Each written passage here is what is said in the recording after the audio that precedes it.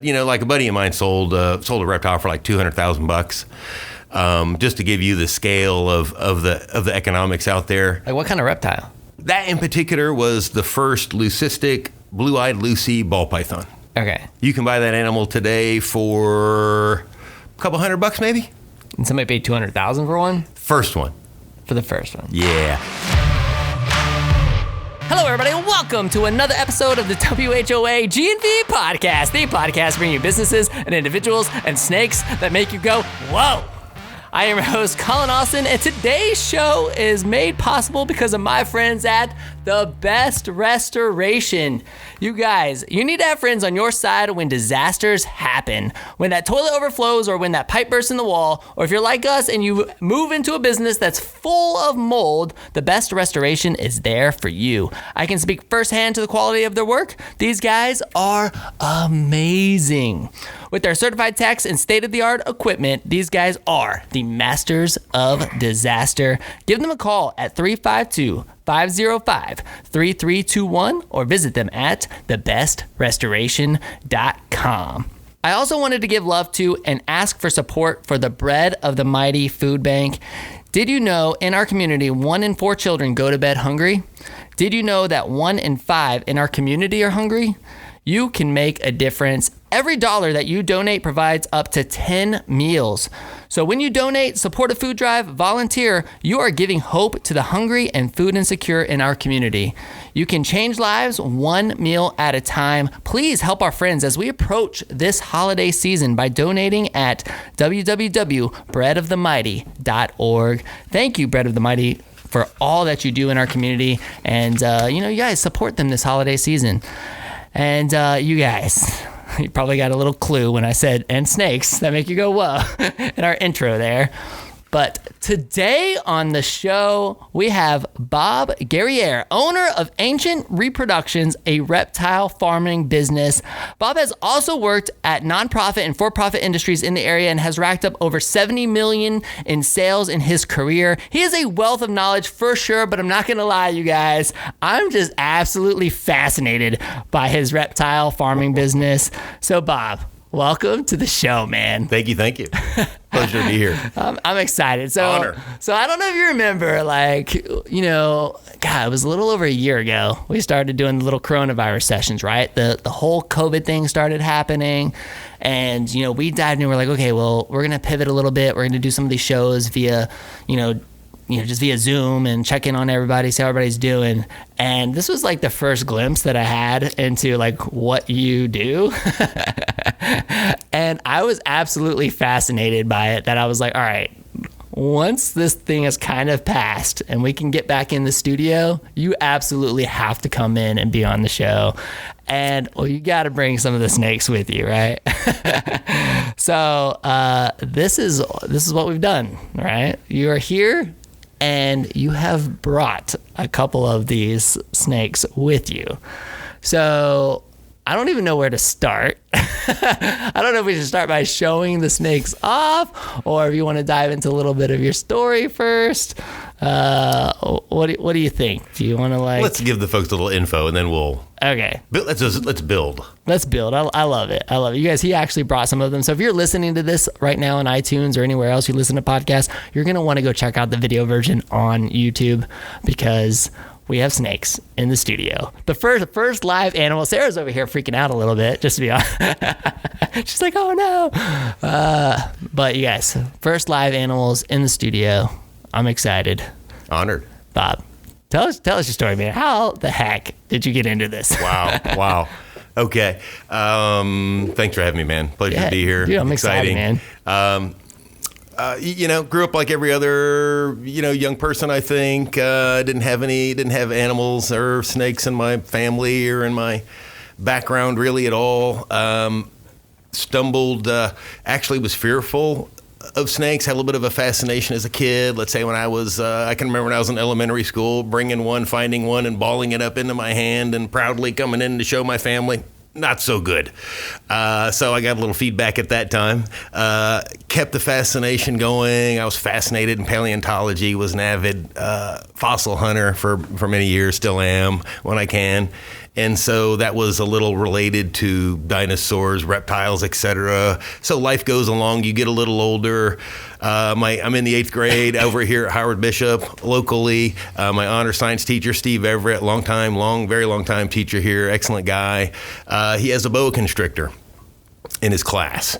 And, he puts that boa constrictor in my hand and my mind went just wild, and I had no idea that really I could experience, like I could be this close to these, what I thought were just amazing, fascinating animals. And so that, then we continued to go. And basically shortly after high school, I walked into, I didn't have any during high school. I was focusing on other things, but shortly after high school, I think my first year at Santa Fe or something like that, I walked into a local pet store over at Butler Plaza, and I saw a Burmese python, probably 10 footer, maybe 80 pounds, and I just went, whoa! And it hit me again, and I was like, holy smokes, you mean I can have that? And so it got the wheels turning. It wasn't long before I bought my first snake, started keeping a couple, 2, 3 snakes, corns. First got a ball python, many people, very popular animal, got some corn snakes, even kept garter snake. I kept anything I could find, honestly. I was really into it and learning a lot because I was also a science major, biology major in college, right? So anyway, long story short, my teacher reaches back out to me and says, hey, Bob, gosh, if you're still pumped about, reptiles, there's a shop in town you ought to check out. And I'm like, get out of here. And he's like, oh yeah, man. They, arachnids, reptiles, mammoth exotics of all sorts. I'm like, oh my gosh. Where was the store at? Hogtown Herpetological Supply up on 23rd Avenue, up near Waldo Road. It was there for several years. It was a fantastic way it was a heck of a dunk tank to, as far as reptiles go, because all of a sudden I went from having a couple animals of my own to seeing animals from all over the world and being able to really work and learn about in person everything from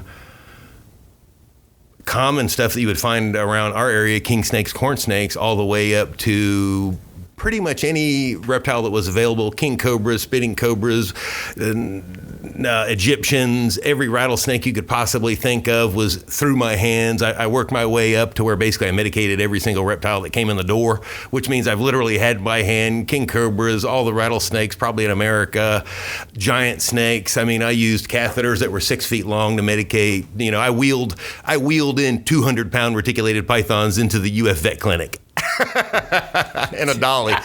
So, and somewhere. Well, where'd you get the education for this, right? It's just like, oh, now I got rattlesnakes or I got pythons. Like, let me take care of it.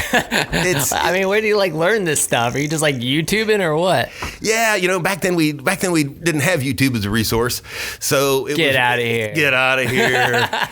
We were still using fact price lists, and when people actually went to conferences in person and heard talks and built relationships firsthand and shook hands and and learned that way. And so it was a lot slower in ways, but it was actually probably a lot better quality of information.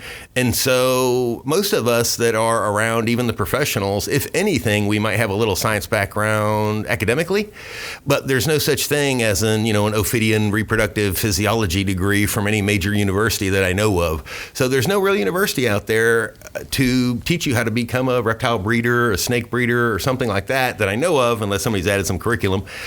And so you have to dive in and learn and network and try to figure it out. And that's frankly what attracted me to it, was the fact that it was all new and nobody really knew what we were doing. Right. So could that have been the problem? People, you think about how many people in the world want to become snake breeder. I don't remember as a child being like, you know what? I want to be a snake breeder when I grow up. So maybe that's why it's left out of the college curriculum. I don't know. I agree. It was, especially when I started, I would say it was a really pretty compressed group of people. It's expanded exponentially. The market and the people who keep reptiles now is exponentially larger. Yeah. And that has great implications, I think, number one, for the animals and the people. Number two, for the business side of it as well. In the old days, you could buy an animal, and this is still somewhat true today. If some of these animals are priced at a particular place, and they might take a tremendous dive, and they did way back because the market was small. We didn't have the internet. We didn't have social media. We couldn't share these amazing animals and all their amazing looks, as quite as the way that we can now. And so, we were kind of a little group of, weirdos, and that did something really specialized, and we were not the norm. Okay, all right, so tell me, like, your first investment into snakes, like you bought a couple, right? Yeah. When I got in '89, when I finally figured, I said, you were how old? 18. I was 18. And you went in with the mindset of, like, I'm going to breed these, or? Yeah, I saw a clear business opportunity because I could see, here I am at a retail shop, and I'm seeing people walk in, and granted, snakes. It's not everybody's cup of tea, but you saw people walk in, and it was just emerging, breeding reptiles. What I do now was unthought of in the late 80s. So you're like, I can supply these stores? Is that the mindset, or what? Or just individuals directly? It's individuals directly, could be. It depends on the animal and the price. Some animals are more suited for wholesale. I need to know the prices. Like, well, if I, like, back then, when you bought this as your initial investment, you're going to breed $2,500 for the pair. Okay, $2,500 for the pair. Yeah, and those were originally offered at about $5,000 each, but then they came down in a couple of years, and that's when I was able to get in. So $2,500 for the pair, and you sold them for $5,000 each. Oh no, I'm saying that they were, like, a couple years earlier, they were as much as about $5,000 a piece, but the price had come down to where I could finally get in and buy a pair and get something going for myself. I gotcha. I was about to get into snake breeding like that. Yeah. No. I was like, I can figure this out. All right. So what do they, like, sell for now? That exact animal, I think, goes for they are banned in the state of Florida currently, so I no longer work with them. They are probably $500-$600 a piece. Okay, so what led to that then? Like, why did they get banned? There are animals that were released in and or near the Everglades in a bulk manner. There's varying opinions as to how that happened, but they were released. There were some that were released in numbers that were imported animals in a shipment, and they literally just dump them. Well, these I don't think. It's hard. It's a little fuzzy. One of the theories is that Hurricane Andrew came through over the top of some of the facilities. It was terribly destructive. A lot of people with exotics had their exotics, released, without their permission, obviously, because their place was just scraped off the earth. So. That's what led to that. It's known. It's oftentimes you'll hear pet owners. Sometimes that happens, sure, but this was a release that all the wildlife. I don't want to get too bore people, but the wildlife biologists say that to have the population that we do now in the Everglades of, unfortunately, normal Burmese pythons, whereas I bred greens and albino greens and all of the different color morphs, the more the designer appearances, that it took a big release to make the population happen that we're now faced with, unfortunately. So, and that's frankly one of the reasons that although big snakes, Burmese pythons I was literally as passionate as you could possibly be about an animal. I started diversifying I got into Burmese pythons in '89 with albinos. Technically, I had normals before that. I started diversifying in '93 because I knew that the market would want different smaller animals, and the snakes I actually brought with me today were one of those animals I diversified into in 1993. Okay, we gotta look at the animals now then. You want to look at the animals? Yeah, let's check them out. All right, for those of you guys that are listening, you're just gonna have to go check this out on YouTube or Facebook, because he's bringing out snakes. And all right, so oh my gosh, okay. Oh, he's a little vibrant fellow there. He's definitely moving around, huh? Yeah, this is a Argentine boa constrictor occidentalis. These guys their home range is predominantly. Can you get that on there? Or, yeah. Can you see predominantly Argentina and surrounding areas? They live in a range of conditions. They're a neat boa. They are, due to habitat destruction, they are threatened in their native range. So that's kind of an interesting situation in that I'm not allowed, they are threatened, and so we can't sell these. Oh, you can't sell that? I can sell these within the United States. Oh, within the U.S. Yeah, okay, so if I were going to buy that snake, how much would it cost me? $1,750. $1,750? Yep. I'd rather buy a scooter. I get it. Just saying for all those that are listening. So next year, I'm going to challenge you. So in 2 years, what would that scooter be worth in comparison to new? I mean, it definitely goes down in value. Okay, I mean, I don't know, like, but I mean, do snakes go up in value? Yes, they do. Well, all right. So this is an investment. I can invest in this. And this in particular is a Maxx Pink Argentine Boa that's been selectively bred to carry and carry over. This is juvenile coloration. This is actually enhanced coloration. I don't want to get too geeky, but this is enhanced coloration, the pinkish red tones that you see. And basically what I've done over the years is select for them to keep some of that color. So this snake won't bite me? Not guaranteed anything can bite you, but I'd love for you to hold it. Yeah? She's great. She's friendly. I'm like, oh, she's very nice. Sarah's like, let me get it. All right, I gotta have like cool energy really quick. Yeah, hold on, absolutely. Always have good energy. Gotta have good energy. She's good. She's great. Yeah, she's very good. If she bit me, if she bit me, would it hurt or no? Nah. Just play like a tree okay, and guys, just support her. I'm holding this snake right now. Yeah. What's up, baby? This is a brand new environment. This is like stimuli check this out. to the You getting max. this, James? Oh, like it's trying to slither out. I was trying to. That's stimuli to the max right now. So that's great. You're doing great, man. I'm doing good? Yeah.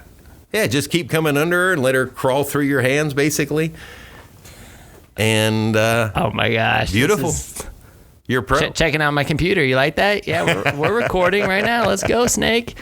So do you name your snakes or do you just call them Argentine? Sometimes I do. They're all, and I know it's kind of like cold and calculated. I know them all very well because I work all these guys myself and I've had them for many years. But they're all more numerically identified. But I do have names once in a while for them. I'm actually digging this right now. My names are very simple. Spot, things like that. Spot. This is cool. I dig it. Yeah. All right. So how many snakes do you have, like, total at home? These days. That you're breeding regularly? Oh, these days probably a couple hundred. I mean, if I set her down, like, on the table, would she, like, freak out? Or nah, she'd be fine. She'd be fine if I just, like, let her go? Yeah. She'll just crawl right around. She won't, like, unplug her podcast equipment, right? I don't think so. Looking good. She's coming directly for you, dude. Yeah. She knows you, huh? Yeah. Maybe. Good energy. Good snake energy. This is cool, man. I dig this. We've never had live animals on the show. Yeah. I wasn't sure how this was going to go, but it's going really well so far, you guys. Yeah. I'm really amped. It's fun. All right, so cool. So can we see the big one? Absolutely. So next up we'll have a version. This one is oh, look at that! It like wrapped this around. one is actually about a year old and weighs approximately 225 that grams. One is the Argentine, the one that you just showed us. Right. Okay. Now I'm going to show you a little more grown-up version. And that was $1,750. Yes, sir. All right. So what's the big one cost? I have never sold one. Really? So you just use them just to breed until they die, or like how does this work? Just about because I've got so much into the girls and into the project. It's from a business standpoint. It's two things. It's control over your product. Okay. It gets too expensive. Okay. Frankly. All right. So she doesn't have a name. Does this one have a name? No, I don't have a name for her specifically. I'm gonna start naming all your snakes for you. Yeah, name her. She's sweet. Scooter, that's the name. Scooter, I like that. We can name her in your honor. Aw, Scooter. Absolutely, we can name her. I like that. We can call her Whoa. I like that. My customers have the most amazing names for their animals. They put it. They go wild. But this is a. So she weighs how much? She was born in 2011. She weighs about 30 pounds, 25 or 30 pounds. We're going to weigh her. Usually she gets weighed. Mostly November, December, and I haven't weighed her yet. But she weighs about 25 or 30 pounds, and she's a grown-up version of the snake that we just showed. She is, quote, a third-generation snake from the project, and the little guy was a fourth. And does it make you nervous when she darts for your neck like that? No. No, not at all. I'm just a big warm tree. Oh, okay. Yeah, it's good. Just as long as you don't. It's like with any like with any animal, if you don't have, it's best to not have, try not to be nervous, but a lot of people are, but that's okay. All right, so for our listening audience, like I just held the little snake, and this one's giant. This one's huge. You can knock over James's camera. I'm going to buy James a new camera in a second because this one's like huge. And she is just like all over the place. Look at that. That's awesome, man. Yeah. Now this is real. This is, of course, a brand new environment, so she's all over the place. But yeah, they're really mellow. Is that just natural curiosity? Yeah, it is. Absolutely. Sensing the environment. She's bringing back real information with that forked tongue onto a specific organ called the Jacobson's organ on the roof of her mouth, and that's how she's interpreting the world with that and heat pits. And she's straight up eyeing my whiskey, dude. Yeah, watch out. Well, she's from my house. She won't treat that. She'll treat that properly. Okay. But yeah, this is a big Maxx Pink, and an animal like this. I know if you want to get in on worth, how I would normally. I had an inquiry today, and I have inquiries regularly on selling adults. It's just that to me. But you won't. I will if I were to sell this. If I were to sell an animal like this, I would probably pair it with a male. And honestly, the number that comes to my mind is $20,000, because that snake would cost me $20,000, or with the male. Well, this snake will literally produce me $20,000 of income in 1 year in a breeding season. And let's say I only breed her every other year, but still, for me to invest. This is a snake that I've been working on since '93. Now, we produced her in 2011, but she's a keystone breeder to keep going to the next level. But number one, these snakes live. My longest lived one is 28 years old. And so they can stay. My oldest one that I've had produce is 21. So an animal like this might be able to produce 5 or 6 times. And so add up an average litter size of, let's say, depending on the size, a snake this size easily can produce 20 babies. 25 babies, and so all of a sudden you don't want to work for 6 years, raise an animal like this, and then sell it to somebody, and without, it's a risk like any business move. But what I'm hedging is I'm counting on me being able to get this girl to produce, and that's why I rarely sell them, because they're worth more to me than they are most people. Okay. But this animal produces snakes worth easily $1,250 to $1,750, and she can drop probably 30 of them, so why sell it for less? So that's why I rarely sell an adult. All right. Yeah. And for everybody's listening and watching, I'm trying to adjust. Like, I've been trying to adjust your volume and stuff. So just because he's standing up, holding this giant snake away. Can I sit? I'll sit down. He's like away from the microphone. So here we go. Hopefully you can hear. Better? Yeah. No, you're good. So, but. This is incredible. Yeah. I mean, this thing is giant. All right, so last time we talked, one of the most fascinating things that you said was that you ship these things. So, let's revisit that, because that was one of the things that I was absolutely fascinated by, was that you're like, oh, yeah, like, just ship them via FedEx. And I'm like, oh, my gosh, could you imagine receiving a snake, or shipping a snake, or being the don't let that snake knock that glass out. No. Receiving or just even being, I'm trying to think about like the guys in the FedEx trucks that are just like delivering packages and they don't know what's inside. Like, talk to me about shipping a snake. Yeah, it's much like we're really I just have Whoa, to dude, and I just have to. Too close to me now. Is it too close? Yeah. Okay. Like, that head is coming right towards me, and I'm like, yeah, this is close. Let me see if I can wrangle her. FedEx, we're stoked to have meet myself and many other people in the trade as an awesome partner. They, in the old days, when I first got started, I was lucky enough to be like one of the first 5 people in the country to be approved to ship snakes FedEx. And back then, you sent them their packaging, they dropped it off a 2-story building, they did all sorts of crazy stuff to it.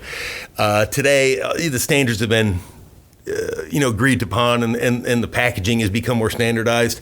But yeah, we put them in insulated boxes, heavily insulated boxes with a strong cardboard outer, inside of bags, at the minimum, and taped up, fully identified, completely transparent.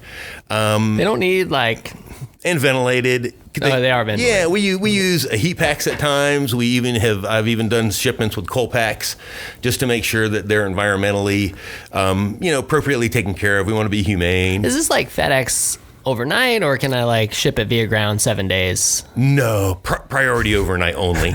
Okay. Yeah. Hey, it's a legitimate question, right, Trinity? She's over there. Pretty much the highest, I think, one of the highest levels of service they have. Yeah. Okay. Yeah, that's the only thing that's acceptable. All right. So have you ever been bitten before? Oh yeah. As anybody that has had, the thousands of snakes that I have, you've definitely been bitten. But most of the time, it's just a little defensive bite where, most of the time it's just small guys that are defensive and or have you had like a venomous hungry. Bite? No venomous bites. My worst bite was, about 100-pound Burmese python. That was not nice. That was, but again, it was my fault. It's always your fault. I don't want to, and that's not a sales pitch, but it's just true. I didn't use proper procedure that day, and I got bit, and it was my fault, and it was fine. Have you ever tried to conduct an interview before while holding a snake and having the snake go everywhere? No, I have not. First time for everything. Yes. The snake is like all over your chair. Yeah, she's exploring. She is all over the place. It's a new environment. It's very different. Yeah. All right. Good. So a few years ago, like in the news and stuff, there's this in Florida news. Mm-hmm. Florida gets labeled as one of those places like, oh my gosh, can you believe that this happened in Florida? Mm-hmm. There was this whole thing about like this King Cobra that got like, oh wow, that got like released, or it was like released, or it was loose, or got lost, and it was out in the wild, and everybody's freaking out about. Was that yours? No. No. You that's a big boo-boo. That's a big no-no. So yeah, no. It's not that easy. They are escape artists, but it's not that hard, to keep them hemmed in and enclosed. But a cobra, they're wily, especially like a king cobra, believe it or not, and this is for the viewing and listening audience. Those are actually pretty intelligent animals.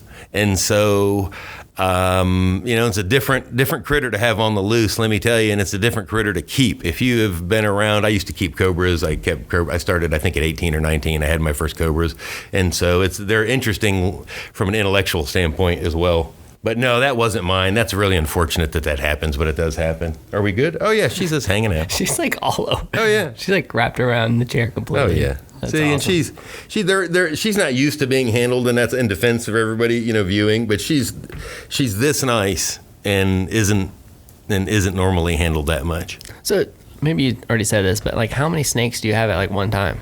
Now I used to in about 07, 08, I honed down from 12 species to 3, and really I was on a plan to re-enter more traditional work environment. And so now I only have predominantly 2 species, and I'm actually kind of focusing. So right now, give or take, a couple hundred. Like right now? That's not many. Yeah. In the old days, I could have as many. Like at your house? Or like, where's this at? No, I live on some acreage, and so I live on 20 acres, and they are in their own buildings, about 100 yards from the house. Okay, so talking about the cobra that got loose, have you lost a snake? No. Never. No. They're too darn valuable. I don't just leave the door open. We try to have a pretty high level of biosecurity, and that means anything coming in or getting out. And so it's real serious with the state that we are in, with the climate that we have. Although this far north, the climate that we have would be very harsh on almost all the exotics. That's why we don't hear near the stories of exotics that we do as compared to South Florida. So, but regardless, it's, imagine I didn't want to work this long and spend hundreds of dollars raising this animal just to let it go. So why is she hissing at me like that? She's just breathing. She likes you. She's just breathing? I think she's breathing. I wish everybody could hear that. It sounds like if they get spooked or very alarmed, they can hiss very loudly, very, very loudly. But obviously, she's not alarmed. She's not alarmed. Nah, she's doing great. What would she do if she was alarmed? You can just bat. It would hiss louder. She would be almost like any other animal, and almost take an approach like that, and probably recoil back, and probably most of the time, if they have a place to go, they'll just turn around and go the other direction. Okay. Yeah, if they feel cornered, that's one thing, but most snakes, and I've worked these guys, and I've had tens of thousands of interactions, almost innumerable. And I pride myself on being, good with body language and vibe, because I just want the environment. My whole thing is I just want to reduce stress at all times. I want to reduce stress. I'm asking a lot of these guys. I don't want to induce any kind of stress or be a stressor for them. But I do think at times enrichment is stimulation. Stimulation is something new. So, that's also plays in there. So I will take them outside. Usually we have one or two folks, we're ready with containers and stuff, but they're so chill. They're so enamored with the sensory information that they're getting from a new environment. I mean, literally I get bored because sometimes they move, 3 feet. Some will crawl around and really want to go, and it's just kind of one of those things we do as a little exercise too. So I'm trying to wrap my head around like the money in this. Mm-hmm. I mean, are you able to share any insight into that? I mean, if you got 200 of these things, I mean, what's the length of the process to breed one? Because you said you breed her every other year, right? I mean, there's obviously a lot of care involved and that cost. I mean, like, how much money is made breeding snakes? It's a high risk environment in that the stability of the pricing is pretty radical, in that every snake I sell goes to a competitor, potentially, right? So sometimes what can happen is, and what happened in years and years ago when we were just starting this stuff in the late 80s, early 90s, is when we would produce a snake, when you'd get something fairly unique, or any of them. We were just starting back then. So there was no such thing as a Maxx Pink Argentine Boa. We were just thrilled to be able to get an Argentine Boa. And so I'll give you this for money. In 1993, the first snakes, just like this, but normal, cost me $800 a piece. Corrected for inflation today, that's about $1,500. So we're not that far off of the same price that I invested at back in 93, but this is a selectively bred version that's now trying to elicit different colors and kind of just become more racy with a cooler paint job. What it takes now, this snake right now, if you were to take that little one that I showed you and put another 4 years worth of time and food, you'd probably buy 2 more enclosures to house it before it got this large. You would feed it probably 25 to as many as 50 times. You would have to service the cage weekly. You have to pay power. You have to buy potentially whatever the heating element is, the water treatment, the rodents, the food can be a large expense. Your time, so multiply all those requirements times another 4 or 5 years, and that will be your first opportunity to make any money back. So with these guys, you get to make an investment, put in 5 or 6 years work, specifically with these Argentine Boas, and your first attempt at getting any money back is about at year 6. So it's one of those things that you gotta love this. You gotta love snakes. You gotta love it, and so the better you get at it, and the more efficient you can be, just like any other business. But it's not one of those. You can make a quick hit, so to speak. But it's really kind of for me, it's a long game. I frankly probably didn't start making money on this project till very recently. I invested in it. When I invested, I'll give you some dollars. That's a little disruptive in your thinking is a little bit. When I bought in 1993 for $800 a piece, when I had my first litter, I was at the biggest trade show in the United States, and the guy, my mentor, one of the people who I bought these animals from, who's still today a top professional, he couldn't sell his for $85 a piece. Now, I was able to sell these because they had all people could already see the color difference for about $135. And I remember I was thrilled to send my employee back home to go get more, and to bring to the show to sell. But we went from $800 a piece. We invested 5-6 years worth of work, and we're able to sell them for about $100, $135 a piece. So, and then and that's because honestly, and I know you love this, I know you're the monster marketer and love that, and I love you for that. But, we didn't have the market size. We didn't have the internet. So all of a sudden, everybody's, not everybody, but if the animals started being produced, but the market was small. So all of a sudden, the price goes down. So anyway, that's a little, these are long-lived animals. It's just a lot of hard work and discipline and sacrifice in that you can't just go away for a weekend without your stuff being tended. If you work with an egg-laying species, which I do, you're on call 24/7, really for about 6 months of the year, 24/7. How far away you travel is literally you have to be able to get back to your place and fix something. Power outage, your incubator broke, your air conditioner broke, the temp's too high. It's just like any other farmer, and you're on call 24/7. That's the most demanding. What I tell people is when younger people, which I talk to a lot, and I really want to be inspirational to the young breeders out there, the young folks that really want to do this, I just tell them, I'm like, the work is not hard. What's hard is the commitment. Yeah. Yeah. I mean, do you like that though? Like not being able to go to Cabo for a vacation? I'm accustomed to it. I don't know if I like it, and it's one of the things that you're always trying to have trusted people in your network that you can lean on to go away. But it's a separator. It's a really a hardworking type of projects. Taking some of this on, especially a larger collection, and so it's a separator who's willing to make that commitment. So you got family at home? No. Okay. No, just my longtime girlfriend. Okay. Yeah, which I must give tremendous credit for over the many years that she supported me, Elena Rexroad. So love you, thank you for that.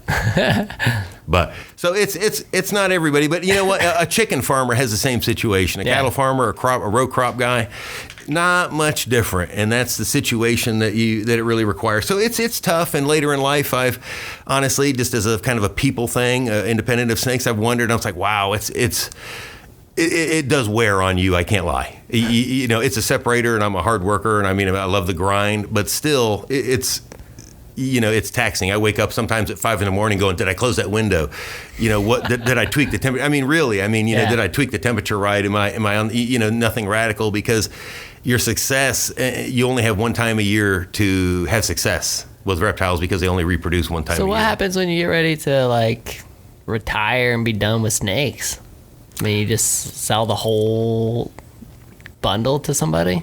You can. I've known people. I have sold off large, chunks and different collections within my business before. Usually I've always been fortunate, really fortunate, in that when I started as a kid, the guys who were my contemporaries and the people that I bought my breeding stock are literally the legends and the best in the business, and that's who I sought out. So that by the time you build a collection like I have now of these boas, you really have a lot of quality. And I have animals. I am, to my knowledge, just for an example, the only person I know of in the United States that has animals. These are very limited in their genetics in the United States because not many came in. And I'm the only living person that I know of that's probably worked. No, I'm not living. That's true. But anyway, I'm one of the very, very, very few people that actually worked the original founder stock that came into the United States and have worked them continuously through this day. Actually, I think I am the only person that does that has done that for, but it's taken me about 30 years to do that. Your snake is done, dude. Yeah, she's chilling. she's out. And this is what you get. This is great. I love it. What's one thing that I didn't ask that you want to share? Because I feel like there's so many interesting stories with this, or there's something. Oh my gosh! There's something crazy, some crazy story, or some interesting aspect of the business that I just wouldn't know to ask. I'll throw a couple interesting stuff that you might find interesting. The top animal that I know of that's been sold in the trade, not one of these, is the highest animal that I know personally that was sold individually, that, for people on the horn for business. And I know a lot of people are sitting out there going, OMG, look at that thing. What's that guy doing? And they might not be hearing the business side. But, a buddy of mine sold a reptile for $200,000, just to give you the scale of the economics out there. Now, granted, and now I also have buddies that are... what kind of reptile? That in particular was the first leucistic blue-eyed Lucy ball python. Okay. You can buy that animal today for a couple $100 maybe. And somebody paid $200,000 for one? First one. For the first one. Yeah. It's kind of like, unfortunately in this business, and this is another part of it, which is what I've called it, it's a race to the bottom on the price. Now, but I'll also interject this, since you're a marketing beast, what I'm trying to do and what I'm urging other people to do that do this is not worry so much about selling. Of course, we need to sell our animals to pay our bills, but always expand market. Let's bring new people in. Let's, show the wonderful values of these. There's no allergies. As you can tell, they're quite quiet. She's quite settled. They don't require much training, traditional vet bills. There's a lot of positives to them. You can fit them in apartments and things. So what I try to focus on a lot with my energy is expanding market so that we don't have that price crash that we've had in the past. But the market has, I'll tell you this, and people might appreciate this, through COVID, the market has expanded. And people are, maybe because real estate's tighter, maybe living quarters are smaller, but the ownership of the, quote, other pets, fish, birds, small exotic mammals and reptiles is actually gaining ground on the traditional pets. So that's kind of an interesting thing. That's cool. Yeah, it's interesting. I got into it as a business and a fascination, and I play both those sides of it, so I understand both sides, and I've been able to be very objective in that way, and I think that's helped my success in that. But the passion is definitely a key piece of it. Yeah. Yeah, you can't. Nobody that I know of that just likes the numbers has survived. You have to have some level of interest and real sincere passion. The one thing that I've realized from this conversation is that I'm going to stick with scooters. Definitely not going to get into snakes anytime soon. But they're awesome, man. I just remember when we had that discussion, I was like, dude, we got to bring the animals into the studio. I want to see them. This has been really, really cool. So. Yeah, and I don't mean to make it. Sorry to interrupt. I don't mean to make it about the dollars, but I know this is a business podcast, predominantly, so people that want to, hear that kind of piece of it. And what's really interesting, since you're so Gainesville focused, you're the Gainesville focused man, is, and I won't name them, but we have in this area, and it's been known for quite a while, academically and commercially, is what really I've called it the reptile center of the universe. So there are other people like me here. And this area is actually, believe it or not, a lot of people don't know that, this area is pretty well known for having some really prominent people in reptiles doing what I do. So that's something that's very quiet and not everybody knows, but that's kind of a fun Gainesville. That's kind of a fun Gainesville fact that there's other reptiles besides the gators, baby. In Gainesville. That's super cool, man. Yeah. I had a lot of fun. Thank you so much for bringing them. Cool, man. I know it took extra planning. We were trying to plan it, and yet they had to be fed. We didn't want them eating us. And there were some awkward questions going back and forth. You even asked us if there were there's no rodents, right? And Sarah messages me what about the rodents? A few months ago? A few months ago, we had I was in a Zoom call, and I had a mouse kind of run back behind my computer, and this is the first one I've seen in forever. Right. And I'm like, well, the last rodent I saw was that one. That's been a few months. So I think we're good. I don't think I have to worry. But were you worried about these snakes seeing a rodent and getting excited or what? Not so much seeing it, but if you guys, let's say, had a bigger rodent, or let's say you had I've seen everybody. Rabbit or something? Yeah, you had a shop rabbit. You had a shop rabbit or ferret or something that was maybe a rodent. Even a pet squirrel, anything like that. I just want to be really safe because these guys are super, super sensitive, and dinner. Yeah, and you see how beautiful she is. You see how beautiful she is, and so how she's being totally calm. And so one of the basic things and one of the ways that you preserve safety when you interact with these snakes, and no matter how big they are. I've worked snakes that are almost 300 pounds, and it's the same. And it's the same process. Is once it's not food, once you just need to basically communicate that it's not feeding time. And once you communicate it's not food time, you're good to go, and we're like this. But if they can smell a rodent, then they're like, hey, where's the food? And so then your interaction is a little different, and they're looking for food while you're looking to handle them, and that's not always the most harmonious interaction. Awesome. Yeah. Thanks for coming, man. Yeah, man. This is fun. You rock. This is great. This is a blast. I can't tell you how much I appreciate it. I had so much fun. Yeah. Thanks for letting me hold one too. Absolutely. I didn't think I was going to do that, but I did. Sarah, you were impressed? I was impressed. I really think we need to get you holding Scooter Holding Scooter with a killer pic. That's what I want. Will she go around my neck if when we do the picture? Oh, I'm sure. For social media. Oh, I'm sure. All right, if you go check out the Instagram, I'll try to hold Scooter. She's super calm right now. I feel terrible disturbing her, but thanks again for coming, man. Yes, sir. Thanks so much for the team that makes this happen. James Leitner behind the cameras and with all the lighting and all the editing and everything that makes us look so good. Thanks, James. Appreciate you, man. And to Sarah Lentz and to our awesome intern team, Trinity, Gianna, and Noah, for all of your hard work. Appreciate you guys so much. And podcast fam, remember that you can find all the links to our incredible sponsors at whoagnv.com/sponsors. These are the guys that make the show happen. So please support our sponsors and give them some love and tell them that you heard about them on this podcast. You can also find the links to today's incredible sponsors and the links to our guest website and social media channels in the notes of this episode. So be sure to check them out. Really quick, I didn't ask yet. Where can people go and find you? Do you have a website? Yeah, website, ancientreproductions.com, IG, Bob Guerriere, Ancient Repro. If you put in Bob Guerriere with my name that you'll probably have in the title of whatever folks are looking at, whatever platform you're on, you'll find me. Awesome.